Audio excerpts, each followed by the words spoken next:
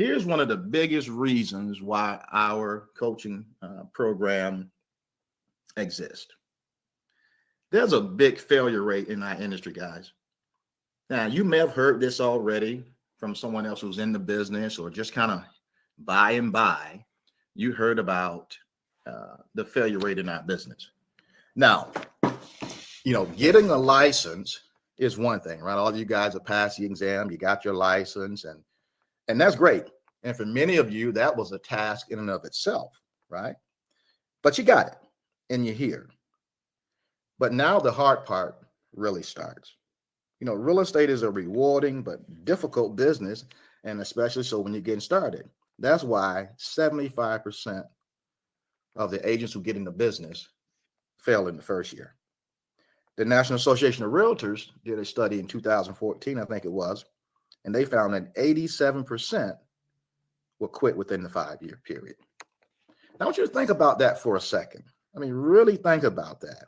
You guys are all excited about getting into this industry, and it is a good industry, and you're all excited about getting in to be confronted with stats like this. So we're talking 87%. So if we had 100 real estate agents who started today, you're telling me in 5 years, only 13 of them would still be in the business. And I'll submit to you that of those 13, only a handful of those are really making any serious money in the business. Now, serious money is probably different, to different people, and you guys have different goals. Some of you guys want to make 6 figures or more. Okay, great. Some of you guys are just trying to get extra income on the side. No problem. Your goals are your goals. But at the end of the day, when you get in this industry, the stats suggest that people just drop like flies out of the business. And we wanted to do something about that, right? We're known, for many, many years, my real estate tutor that is, we're known for helping you pass the state exam. We do that very well. But we wanted to, continue to do something to help you actually do well in the business. All right. So, that's really why we're doing what we're doing, because this failure rate here is just way too high. That's just startling. And there has to be a reason for it. That's where I'm going to right now. There has to be a reason why this many people fail. I want you to leave having a nice blueprint. There goes that word again, right? I want you to leave having a nice blueprint and be very clear, crystal clear on what it takes to make it in this business. Now, and from there, you can decide whether you're going to do those things that are required or not. That's up to you. But at least you can't say you didn't know, right? You didn't know the path. You didn't know the blueprint. You didn't know what it takes to make it. You won't be able to say that as after the end of today. That's my hope and my goal. Okay. So let's jump right into it. There are 3 main reasons and skill sets that people do not develop that attribute to this high failure rate. Let's start with the big boy in the room, lead generation. Lack of lead generation skills. Okay.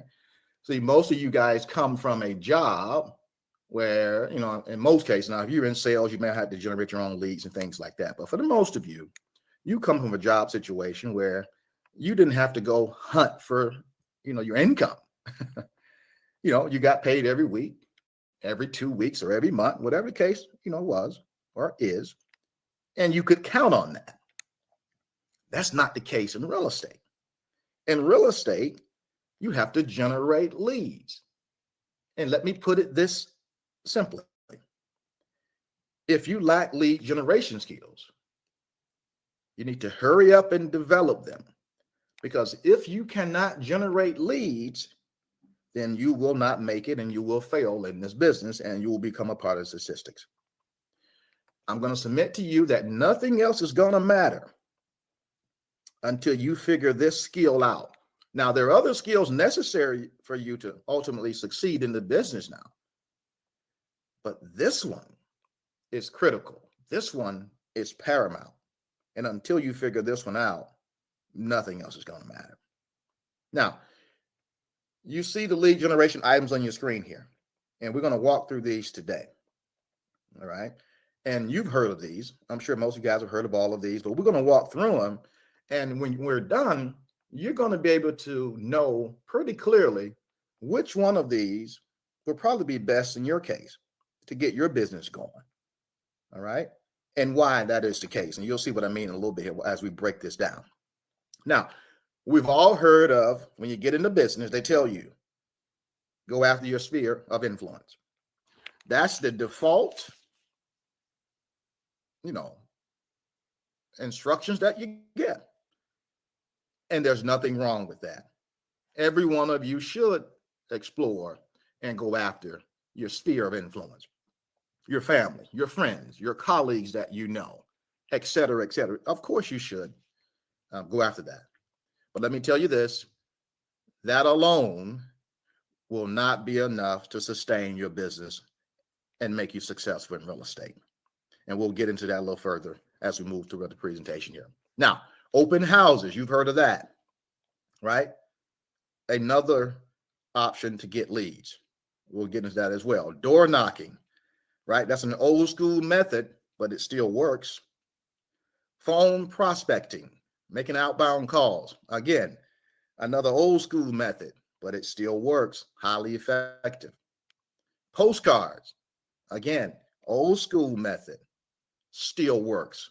Highly effective. Okay, now we're getting a bit more of the new school. Okay, I like to say. Online ads, Facebook and Google. Yes, that can work. Buying leads from Zillow, Realtor.com, and others as well, but these are the big two. Yes, that can work. Social media, posting relevant content and so forth on Facebook, Instagram, you name it, Snapchat, whatever, right? Social media. YouTube, building a YouTube channel, that can work, right? So what I have here, I want you to get from this slide, it doesn't matter to me, which one of these you do, but you need to choose 1 to 2 of them to start with and focus on. Not all of them. Don't try to go dibble and dabbling in all of these. Pick yourself one main one and perhaps a second one and stick there. And again, as we go through the presentation, I'm going to let you, through analysis, and I'm going to give you some ways to determine which one of these is probably the best way for you to go, at least initially, for sure. All right.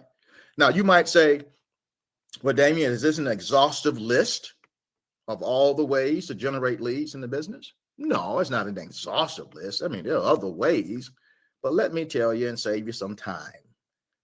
What you see on the screen here in this list is what 99% of the agents and / brokers and so forth in the business are using to do this business well and be successful in this business. Now, you could say, well, Damian, I don't see TV ads on your list. Man, couldn't you generate leads from TV? Well, sure you could. Yeah, sure. Okay. Have at it. TV is an option too, I guess, but most don't go that route. What about radio, Damian? Couldn't we do a radio ad and generate leads? Yeah, you could. But most in the business, it's just not, we don't go that route. Could you do, park benches? Put your picture and your information on a park bench or something, on the bench side of the road. Yes, that's been done in the past, and I'm sure to some extent done now, and I'm sure that can work too. My point is, guys, I could go on and on with, other ways that you can generate leads, but I'm just giving you the main core ways that leads are generated. So you don't really go all off on the periphery, so to speak. Trying to do too much. This is enough in and of itself. And like I just mentioned, you only want to pick 1 or 2 of these to focus on initially, you see? So it's not about doing all of these. No. You pick the one that's going to be best suited for you. Now let's get into a few definitions, and then we're going to dig into these lead generation methods and show you, how you can evaluate them and determine which one may be the best for you.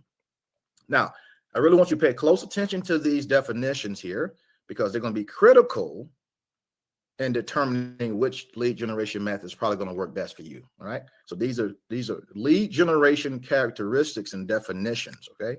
These are going to be characteristics that we're going to use to evaluate each lead generation method that that I just covered with you. So let's start here. So when we talk about lead generation methods and their effectiveness, right? And the effectiveness of a particular lead generation method, right? That means the degree to which you will get leads. Real simple. Effective means that will you get leads? Is it effective? Will you get leads? That's what we mean. Now, efficiency means will you get enough leads to meet your goal relative to the time spent getting the leads, right? Like leads per hour. Like, you're investing this time, okay, and money to get leads, right? Are you getting enough leads for the time that you're putting in, right? So it's a measure of that. Now, money costs, pretty simple. Money spent to generate leads. Time costs, time spent to generate leads. Your time that you're spending to generate leads, right? Lead quality. When I speak of lead quality is a function, primarily speaking, of the motivation of a lead to buy or sell, and then it's time frame based, in a time frame that meets your criteria, say within 1 year. So if you have a lead of a person who wants to buy within 1 year, you may consider that a good, high quality lead. Now, again, you get to determine your time frame. Some people say, well, if they're not ready to buy in 90 days, that's not really what I consider a hot lead or high quality lead, because the time frame is not in the 90-day frame. 1 year, that's too long for me to wait for someone who's ready, who's looking to buy. You get to decide that.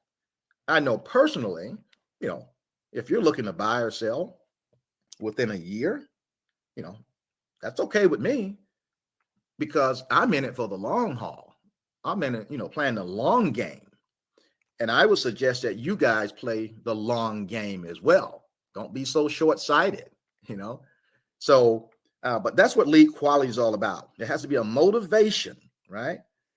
That's what makes leads good or bad in many cases. What's the motivation on the reason why they want to sell? What's the motivation behind buying?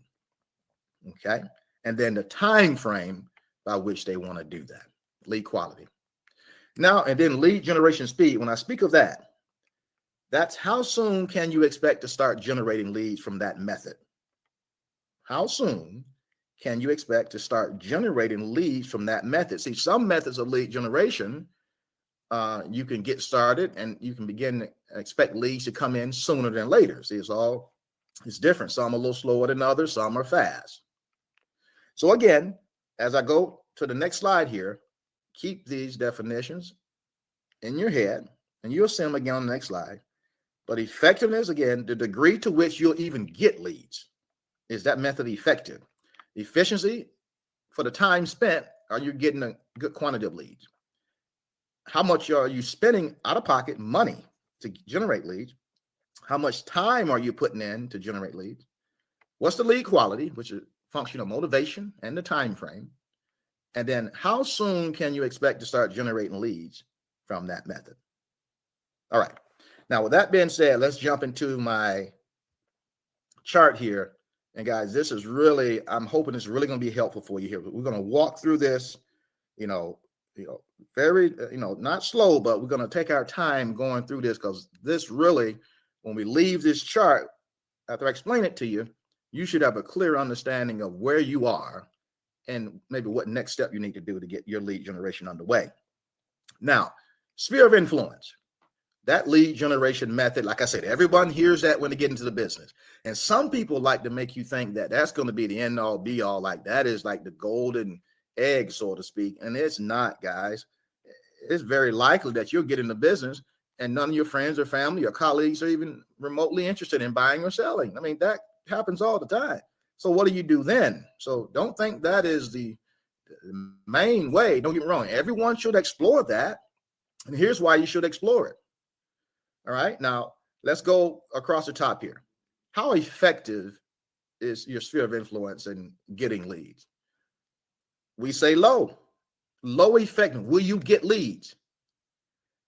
Not a lot. Okay.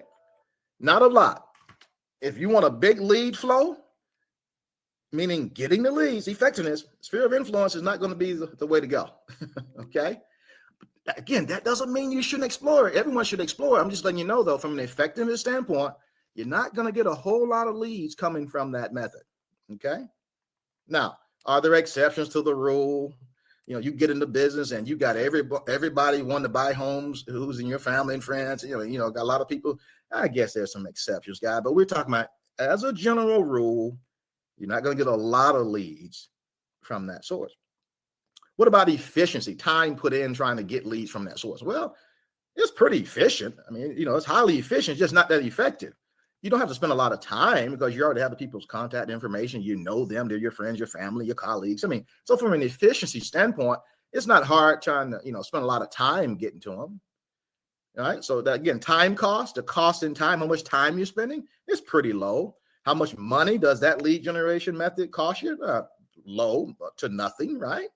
Lead quality. Guess what? Look, lead quality, right, is high when you get one. See, the problem is you're not going to get too many. But when you do get a lead from that source, it's a pretty high quality lead. I mean, think about it. It's your family, it's your friends, it's your colleagues. So the quality of the lead is pretty darn good whenever you get one. So lead generation speed. Remember I said, how soon can you expect to start generating leads from that method? Slow. That's a slow lead generation process. So now you kind of see how I'm evaluating these lead generation methods, see, with the sphere of influence. Sphere of influence, low effectiveness, because you're just not going to get that many leads. But it's efficient. It don't take a lot of time to not get those leads, right? Or the ones you get, it's not going to take a lot of time. That's low time cost, low money cost. Don't cost you much out of pocket or nothing like that to get these leads, man. But when you do get them, they're high quality. It's just you're going to be slow to get them. Now watch this guy. Open houses. Is it effective? Yeah, it's pretty good. Kind of in the middle, medium we call it. Pretty good lead generation method. Efficient. Pretty good. We won't say highly efficient because you got to go out and spend the time, sitting at the open houses, getting the signs out. So, some time put into that. So it's a high time cost type situation, right? Does take some time because you got to sit at the open house, of course, all day and do other things. Money cost, pretty low though. Doesn't cost you a lot of money out of pocket. Okay, so that's a good thing. Lead quality. When you do get a lead, what's the quality of those leads? That's kind of middle ground, right? When people come into open houses, they're looking to buy, a lot of them. Now, some of them just looky-loos, but there are definitely people who are coming because they're looking to seriously buy. Okay. And that's a good thing. So it's about medium quality leads. They're pretty decent leads. Now, lead generation speed. How fast can you expect to generate leads from the method? You know what? Pretty fast. If you go and get an open house, opportunity, maybe for someone who's a listing agent in your office and, you're a new agent, you can, ask them, hey, can I hold this open house for you? That's how it's done in many cases. And you could stand to get leads pretty fast. Again, you just got to go out there and do it. All right. Now, door knocking.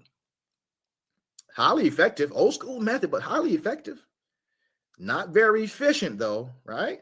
Because it takes quite a while. How many homes can you get to, driving around the home by home, right? So it's not an efficient method. But when you're going face to face and door knocking and you talk to someone face to face, you can really build a rapport very fast. And if you get someone who's interested and you're the one standing in front of them, oh man, that could be a high quality lead right there. So it can be highly effective. And if you do it, you just won't be efficient, but you'll get leads that way. But high time cost. Relatively low in money costs, though. I mean, I know you have to drive around, so there's some gas costs, I guess. But other than that, it's just your time is the big deal. Lead quality, like I said, pretty high. How fast can you start generating leads that way? Pretty fast. If you get out there and start knocking on doors today, and then you do it tomorrow, and then you do it the next day, you can really begin to get things moving pretty fast. Okay, but again, time cost. Phone prospecting. All right, high effectiveness. All right, because you can do it from home. See, as opposed to door knocking, where you got to drive around the house by house, you can call a lot of homes from the phone, right? A lot more efficiently. So it's high effectiveness, high efficiency, time cost, kind of medium. You know, you kind of want to call it a couple hours a day.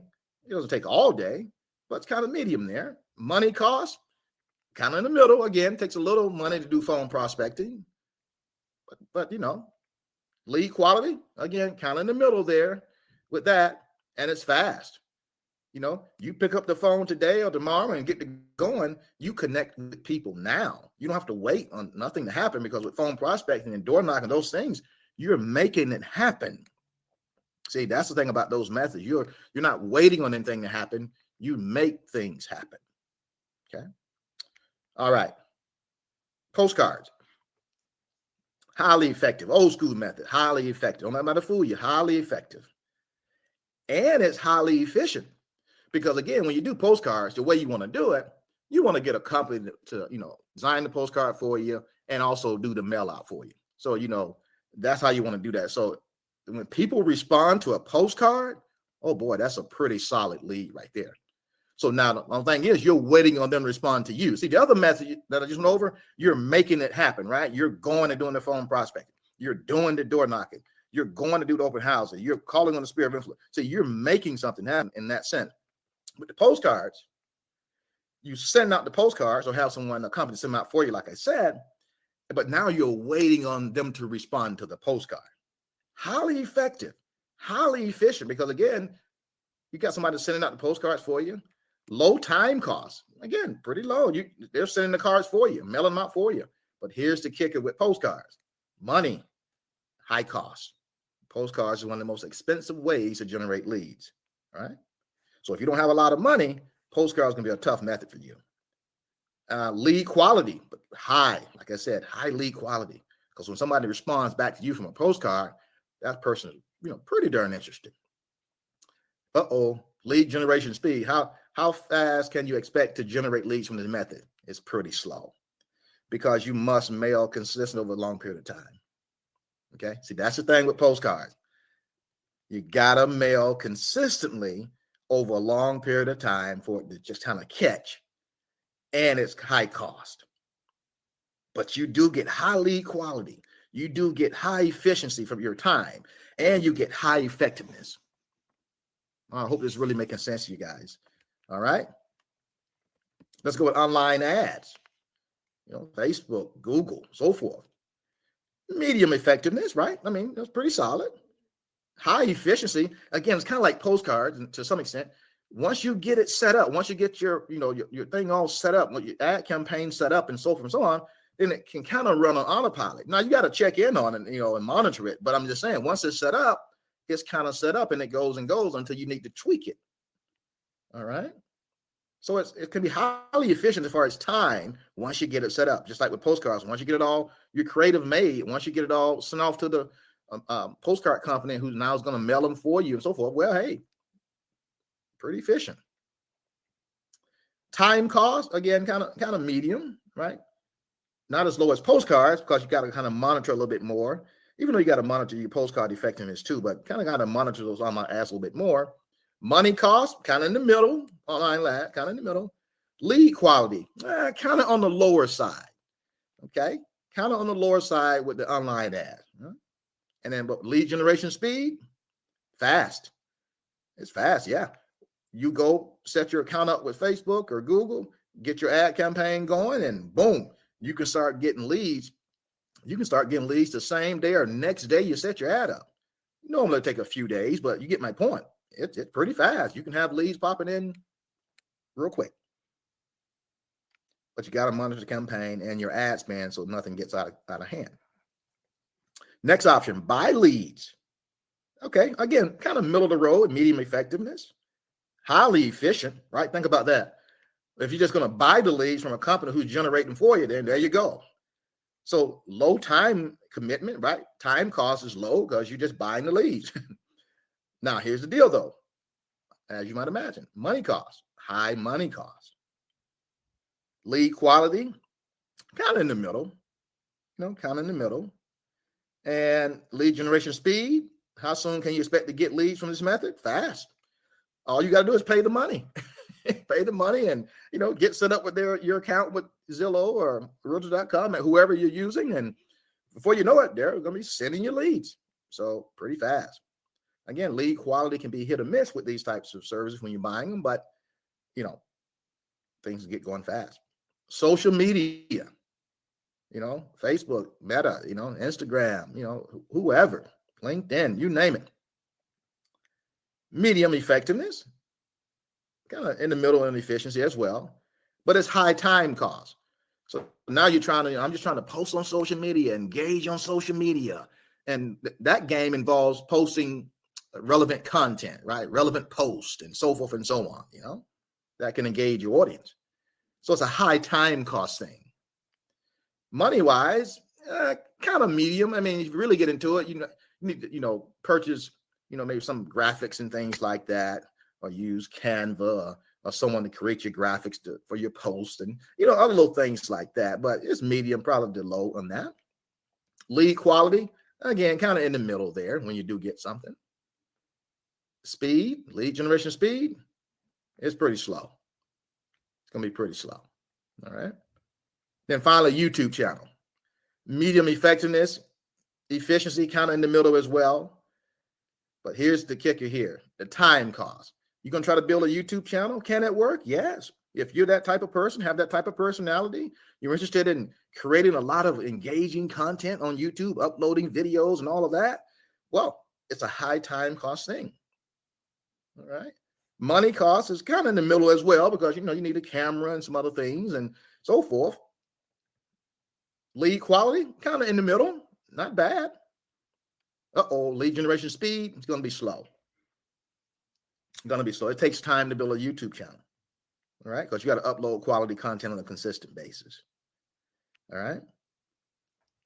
So there you have it, guys. Just an analysis of the lead generation methods you have at your disposal. And see, one or a few of these are going to fit you more than another because of your current situation, your current financial situation, your current time situation, etc. Right? Those are the two main things that are going to kind of drive this.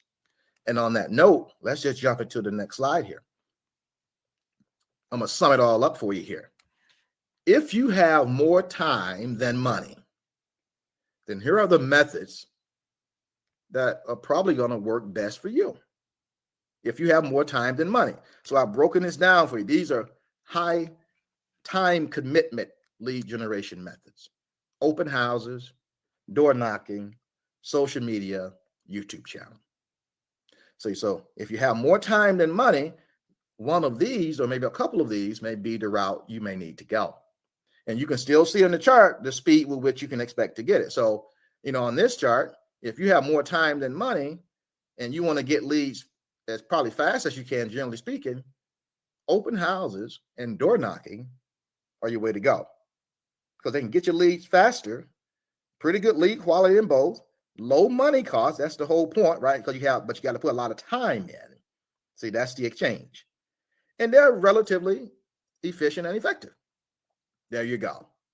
Social media and YouTube, slow method, but, lead quality pretty good. Money cost pretty in the middle. Everything else is pretty much in the middle. Now, let's go to the next slide. If you have more money than time,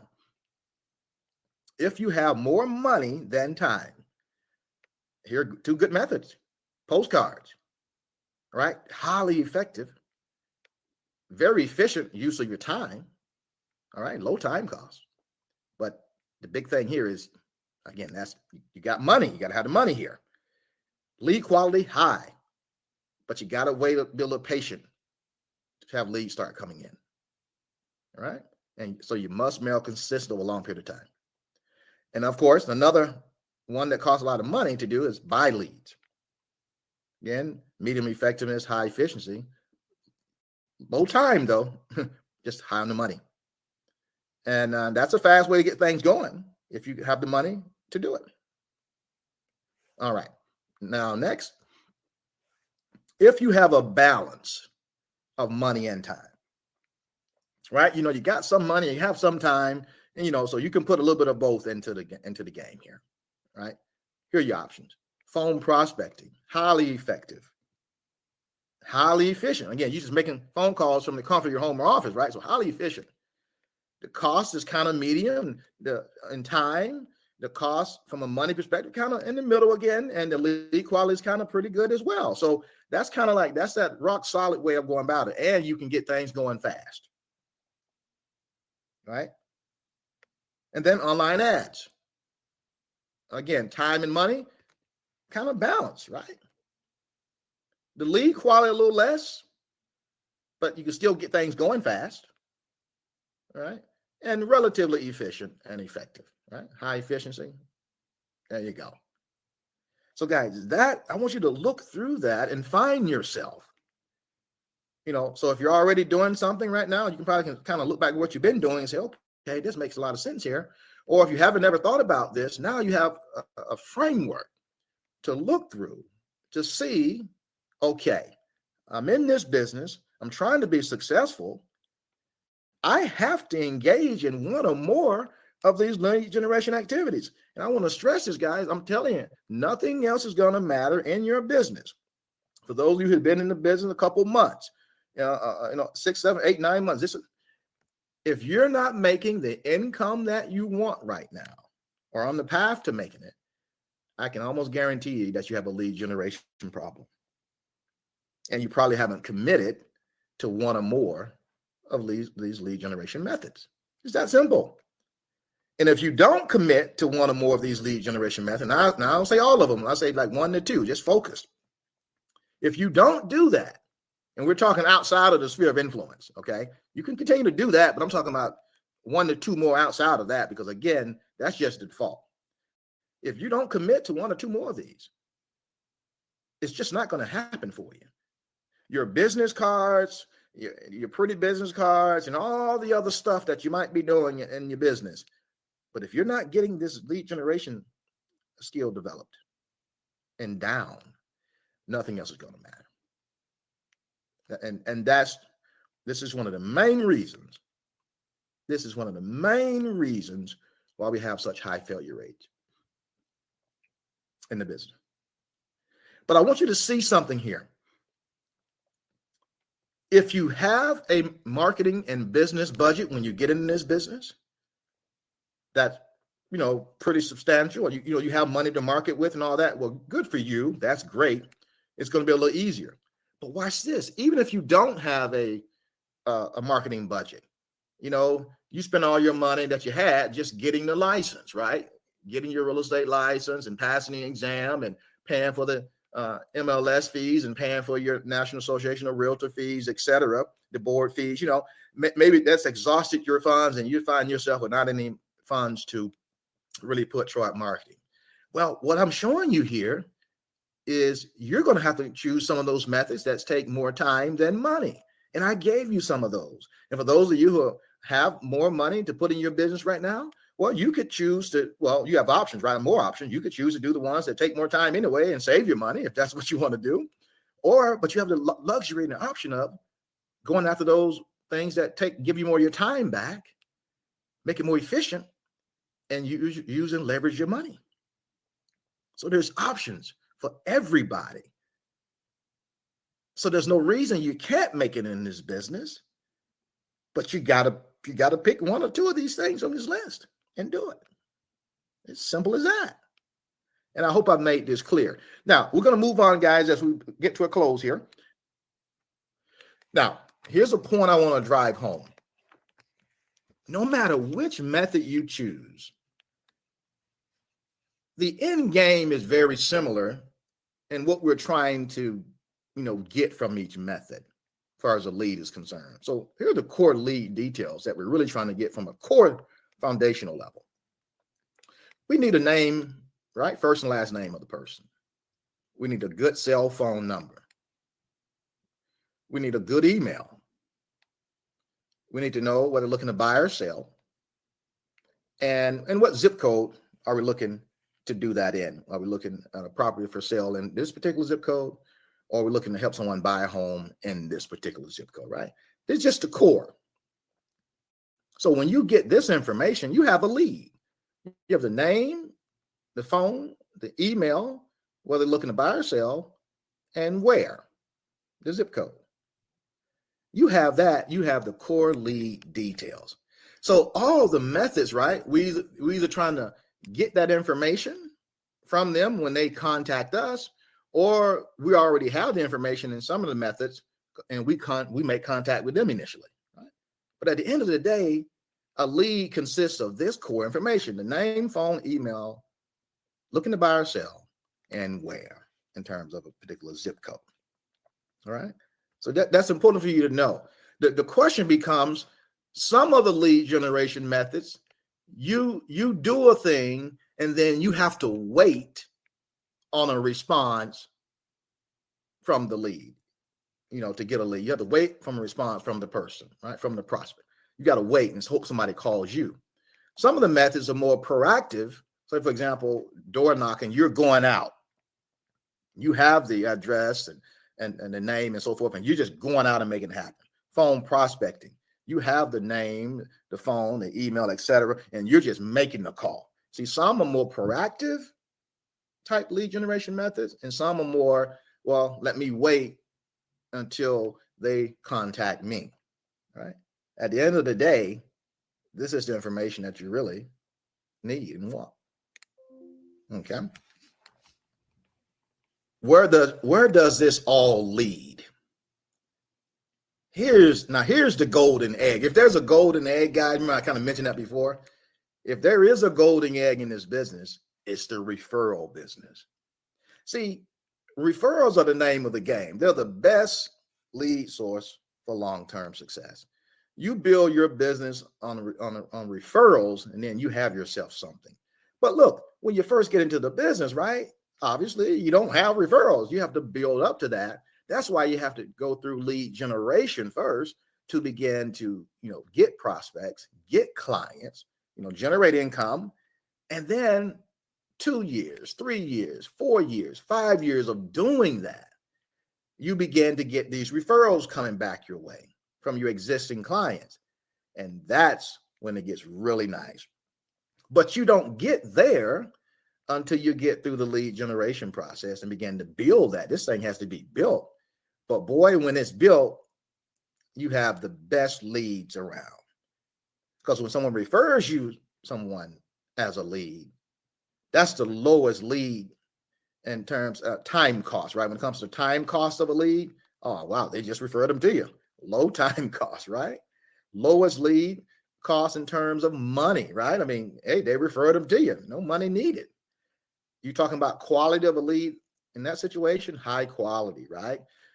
Because they referred them to you and they're easy to close. And they're high quality in a sense and easy to close because the person who referred them to you, they trust that person, right? You know how this goes. They trust that person. And because of that, you kind of get some of that trust up front.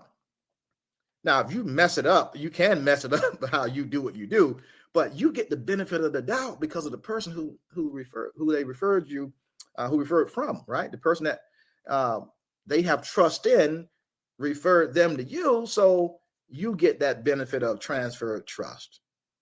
All right. Only thing you got to do is just show them that you can do the job well, and you're in. All right. So it's not a slam dunk every referral, but come on, you got a big leg up, right? As long as you do your job right, that should be a great experience in most cases. And then when you have a referral-based business that you've built over time, that increases the consistency and stability of your income. See, in real estate, it's a big thing a lot of times where, the agent's income fluctuates so much. This month's a good month, the next month's kind of down, and this month's a good month, the next month's kind of down. That's a thing in our industry. But as you begin to, continue to build your business and more your business become more referral based because you've done the lead generation work over time, over the years, you see, it begins to pay off for you. And your fluctuating income begins to stabilize more. And you can begin to expect more of a baseline, and what, every month, it's going to be at least this because you got that machine running now. Okay. And then at the final assessment of it all, you can build a sellable book of business. When you're ready to get out of the business, and nobody talks about this a lot, but it's possible. When you're ready to get out of the business, you don't have to just hang your real estate license up and just stop. If you've done this the right way and got to that referral-based business status, you could sell that to another agent or a group of agents, or maybe a team or something, who is getting into the business, who says, hey, you know what? I'm going to buy this person's book of business so I can get off and get started a lot faster with existing clients, et cetera, et cetera. So I just want you to see the link between lead generation and really where the end game is the referral-based business. That's what everybody wants, but you just can't start there. You got to put the work in first. Okay. All right. Now, that was one of the main three ways, one of the main reasons why people fail in this industry. And I intentionally spent more time there than I'll spend here on the next two reasons. And it's not that the next two reasons are unimportant. They are. They have to be done, and those skills have to be developed as well in order to be successful. You need all three of these areas of skill development I'm talking about. You need all three. But the other two won't matter if you don't get the first one that we just covered in lead generation. So that's why I spent so much time there, because you'll never get to the other two or never need them if you don't take care of the first skill, that of lead generation. But after you've conquered the lead generation skill, and I shouldn't say conquered, but once you've gotten to the point where you can consistently generate leads by one of those or a couple of those methods, right? The next thing is you got to be able to present well. Okay. That's why real estate is so tough. There's so many parts to it. You got to do well. So now that you're good at generating leads, that's good. Now you got a fighting chance to make it in this business. But now you're starting to get in front of people to do your presentations. And if you blow the presentations or not good at presenting, now you're still dead in the water because nobody's going to hire you. Okay. So you got to get good at doing the buyer consultation. And now we're not going to get into a whole buyer consultation here today. The point is just to point out what what skill is needed here as well. Presentation skills. You got to learn how to do a top-notch buyer consultation and a top-notch listing presentation for sellers. Again, there's a lot that goes into doing that, but that's the next skill. Now, after that, the third and final skill group, representation skills. People get out of this business because they don't know how to represent their clients well. So what I'm saying now is, now you've presented well and you're working with buyers as clients, you're working with sellers as clients because you've honed your presentation skills. But now this is last skill group, because see, we still haven't have a commission check yet. We still haven't sold a home or helped someone buy a home yet. So there's no income yet. You got to get this last skill down. How do I represent my client? Now that I got a client, how do I represent them well? So we can go to the closing table and everybody can, be happy. Well, we need organization skills in this business. Otherwise, you'll be all over the place. Some of you guys have great organization skills right now. Some of you guys have to work on that piece. That's all part of representing your client well, being organized. And then big time communication skills in a written form and oral, right? You got to have good communication skills because you got to communicate and keep your client in the loop. You got to communicate and keep the other agent in the loop, whether it be the buyer or the seller, depending on what side of the transaction you're on. And you have to communicate effectively with all the other professionals in the transaction. It could be a mortgage loan originators, inspectors, appraisers, the title company, you name it. Guys, you got to have some good communication skills in written form and orally. Real estate contract skills. You don't have to be a lawyer or anything, but you got to understand the contract, understand making an offer, and what goes with that, negotiation skills. See, if you fail in these areas, as well in representing your clients' best interests, etc., you're still going to have a hard time making it in this business. All right. So again, just to sum it up, 3 core skill groups: lead generation skills, presentation skills, and then just representation skills. Join us for a free webinar and learn the 3 core skills to get more clients and generate more income in your real estate business. See link in the description or go to myrealestatetutor.com/training.